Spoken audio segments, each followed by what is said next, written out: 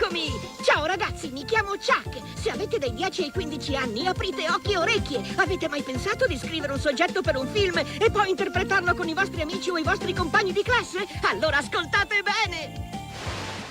It was the year 1992. The location is Treviso, a town in northeast Italy.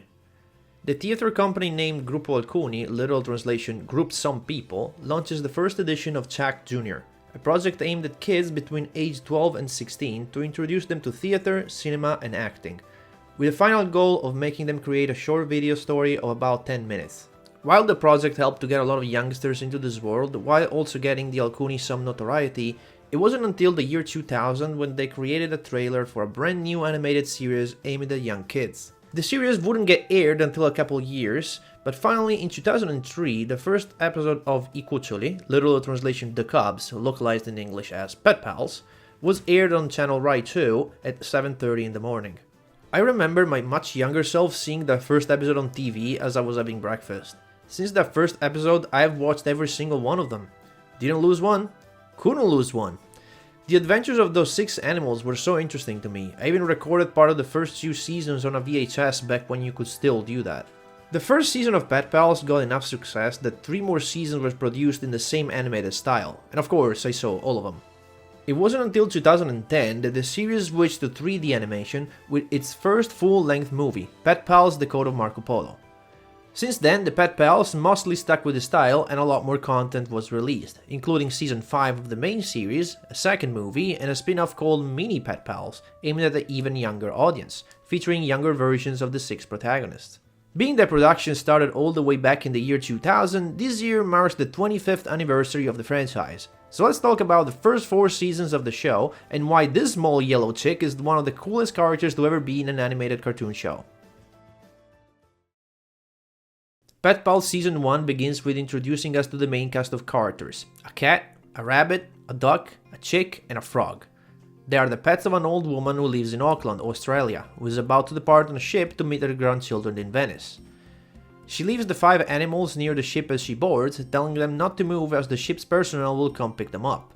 However, one of them cannot be bothered waiting and quickly goes for a walk, gets chased by a rat, and wouldn't you know it, by having to go to his rescue, the group ends up getting on the wrong ship.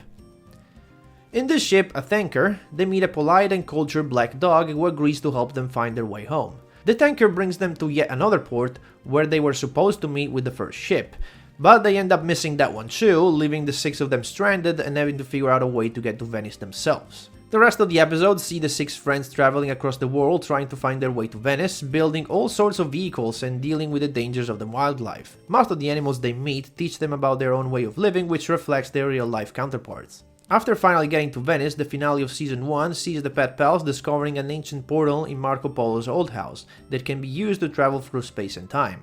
This kicks off the plot of Season 2. The group decides to follow the adventures of Marco Polo described in the famous book The Travels of Marco Polo. They travel from Turkey to China, crossing all of the Asian continent, while sometimes using the portal to travel to past versions of the places they visit. Season 3 takes a unique turn though. In order to stop the evil Crow Witch from conquering the Middle Woods, the Pet Pals enter a fantasy world accompanied by an elf named Lep. While it's not a bad season, I think it's the one I like the least, because I think it's cool to see our 6 heroes explore places of the real world and learn things along the way, which doesn't really happen here since we're in Fantasyland. Season 4 instead kinda goes back to the previous format since it takes place in the real world again. This time the main focus being the discoveries of an ancient civilization as they try to stop the Crow Witch from getting her revenge. That's basically it for the summary of seasons 1 through 4. The plot is simple and episodes are mostly standalone, but I feel like the real stars of the show are the characters. But before we delve deep into them, let's quickly talk about some other people who gave the Pet Pals its charm. While the series was created, directed and produced by the 2 brothers Sergio and Francesco Manfio, founders of the Alcuni group, I cannot not mention that the character design was done by none other than Giorgio Cavazzano, one of the most famous Italian comic artists who for many years has drawn several characters of the Disneyverse, from the Duckverse and the Mickeyverse. Another important person in Pet Pals is the ethologist Danilo Mainardi, who helped in the interactions that the protagonists have with the other animals across the globe, meaning the young viewers would learn how nature works in the real world. And now finally, let's get to the main cast. We'll start with the red cat Ollie, or Holly in English. She's the self-appointed leader of the Pet Pals, the most creative and clever of the group. She's the one that takes charge on what should be done to accomplish whatever our heroes needs to be done, and come up with plans to execute it all. She isn't afraid of confrontation either. If situation calls for it, she can stand her ground too. Fun fact about Holly, although this is probably a me thing, I used to think she was actually a male cat. The reason why I probably got confused as a kid is because her Italian voice actor, Monica Ward, has voiced both young male and female characters. Heck, in Monsterology, she voices both the female protag and the male protag. Io credo ai mostri e ai fantasmi e anche che tu li veda. Vuol dire che possiamo lavorare insieme al caso degli animali scomparsi. Non preoccupatevi, ho un piano. Forte! Sì, un piano forte. That reminds me, I'll have to do a video on Monsterology eventually. So subscribe and stay tuned, cause who knows when I'll do it? You want to know when I'll do it, don't you? Don't you? Next is the dog Moby, whose name is wildly different from the Italian version. In it is called portatile, which would translate as portable.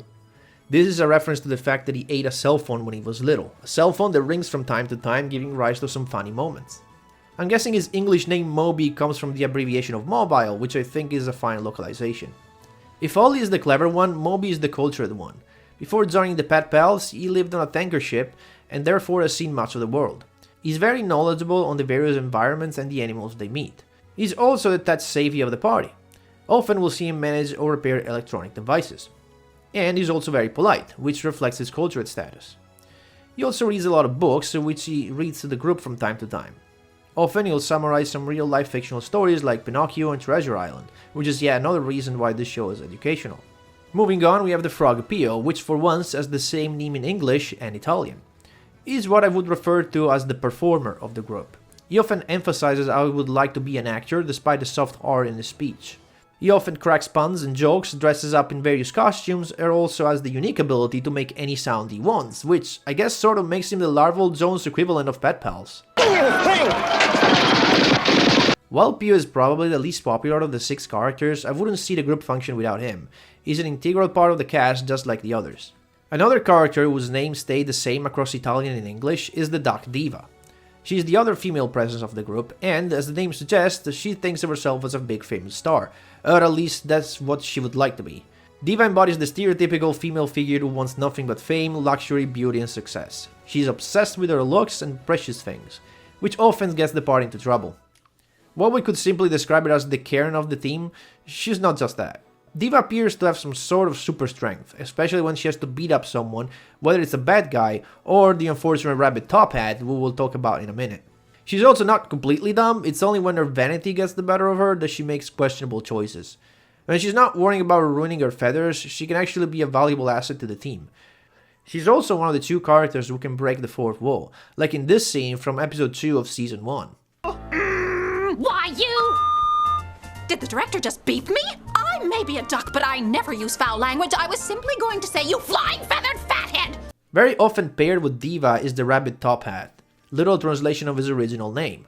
He is, along with Diva, the main comic relief of the group due to the fact that he's not really clever. He seems to be in love with Diva, although she doesn't really feel the same, and prefers to punch him in the head whenever he fails at doing something, doesn't do what she orders him to, or tells a bad joke. Top Hat, however, is shown to be a very good athlete, and when he doesn't screw up, he can pull some cool stunts. He can also break the 4th wall sometimes, but usually by interacting with the show makers. Now we come to many people's favorite character, and my personal favorite too, the small chick Nameless. Nameless is the youngest member of the Pet Pals. He's a small yellow chick who cannot speak. Actually, it's not clear whether he hasn't learned to speak yet because he's little, he's just not able to speak at all, or he doesn't want to speak.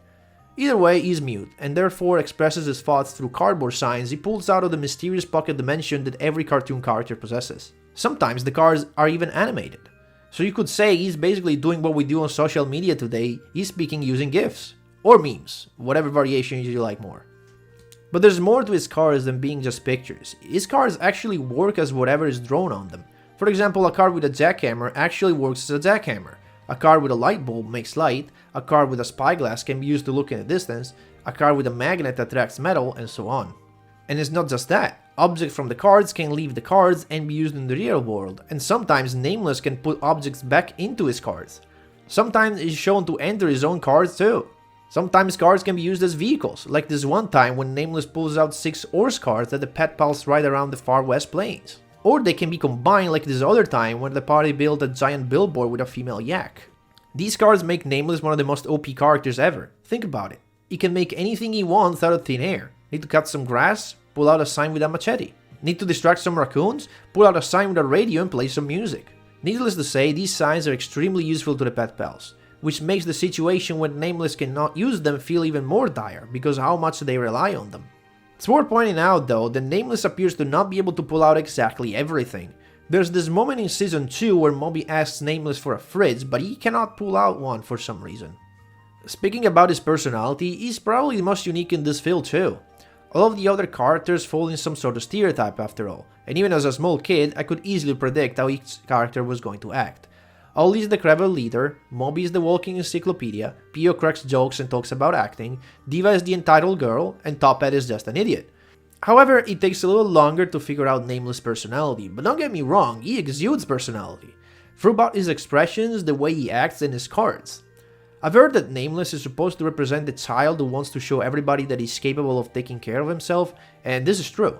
Many times we'll see Nameless asking to do things on his own or disregarding the warnings of the other pet pals, because he wants to show that he can take care of himself and be independent. And to be fair, I wouldn't be so much worried about him when he can pull out anything he wants out of his pockets. He also appears to be very proud of himself, especially when his ideas and cards get the party out of troublesome situations. And he's got some sense of humor as well, as often he'll make fun of Top Hat and Diva on how dumb they can be. He's also very unpredictable. It's very hard to predict the next card that Nameless will pull out. I don't know about you, but I'm always looking forward to what kind of crazy object he's going to use next to solve whatever problem needs to be solved. And to top it off, I'm of the opinion that silent comedy is the best comedy because it can be understood by anyone, and Nameless of course delivers on this too. With all of this going on for him, it's no wonder that the small chick happens to be many people's favorite.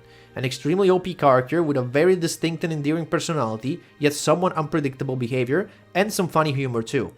I would confidently say you could do an entire show based only on him. All hail the Nameless King. And so we come to the closing statement of this video. Pet Pals is a show I can still enjoy to this day, especially the first 4 seasons, which are the ones I grew up with. It might also be that I enjoyed the show because it was made basically 30 kilometers from where I live? Maybe. I would still recommend it if you want to relive some of this early 2000s style of animated shows, and especially if you have children who just started elementary school. That is more or less the target age for the show, and I remember having a blast back when I watched it. That being said, like the video if you liked it, dislike it if you didn't, share, comment, subscribe, and if you too are a fan of this cartoon, happy 25th anniversary of Pet Pals. Se tu sei un ermellino, io sono Nemboki. E io sono il gatto con gli stivali. E io invece sono Rex. E io sono il principe azzurro trasformato in rana e...